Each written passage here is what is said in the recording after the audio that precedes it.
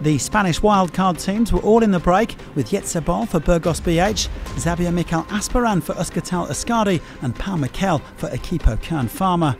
They were joined by Julius van den Berg from EF Education EasyPost and Thibaut Gernelec of Arkea Samsic. Back in the bunch, Alpecin de Koenig were getting a helping hand from Israel Premier Tech. Between them, they brought the gap down to around 2 minutes. One of two Dutchmen in the front group, along with Bol, Van den Berg was making the most of starting this Vuelta on home soil. It's the first Grand Tour I start in my own country, so it's really cool, and a lot of fans, a lot of people shouting my name, so it's very special.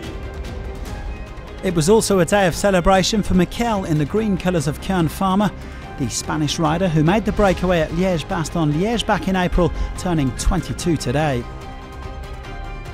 Well, the breakaway appeared to be in a hurry to blow out his birthday candles. In fact, they almost snuffed out the breakaway altogether with 100 kilometres still to ride before thinking better of it.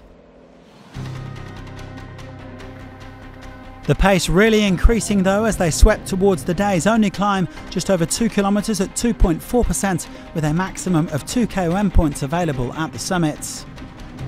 Gernelec was the first man to step on the gas in the breakaway, with Van den Berg quickly on his wheel.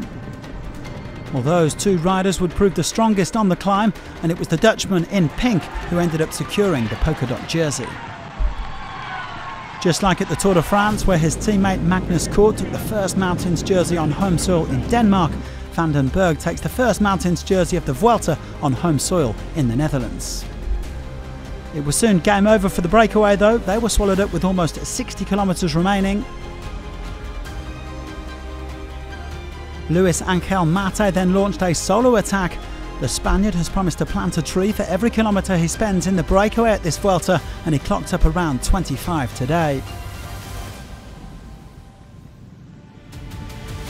The sprint teams and GC teams trying to shepherd their leaders towards the front, making for a nervous peloton. There were several crashes before Mate was brought back ahead of the intermediate bonus sprint. Here goes Sam Bennett, getting ready for the sprint. The green jersey sprint opens up. Trek Segafredo get ready on the right hand side with Mads Pedersen. Bennett's getting ready. Bennett's going to strike. Who's going to take the first bonus second? It looks like it's going to be Pedersen, who made that look very, very easy. Mads Pedersen coming out on top in the dress rehearsal, but the sprint for stage honours was always going to be a more chaotic affair. The riders bumping elbows and averaging well above 50 kilometres an hour as they stormed their way into Utrecht. Here we go now, this is the sprint. Here goes Mads Pedersen. Pascal Ackermann moves on the right hand side. Bennett right down the middle. Sam Bennett in the colours of Bora Hansgrohe on the line. Sam Bennett wins the stage.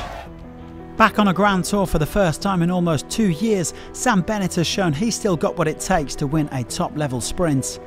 Thanks to yet another superb lead-out from Danny van Poppel, the Irishman was able to secure his second victory of 2022 after Eschborn Frankfurt.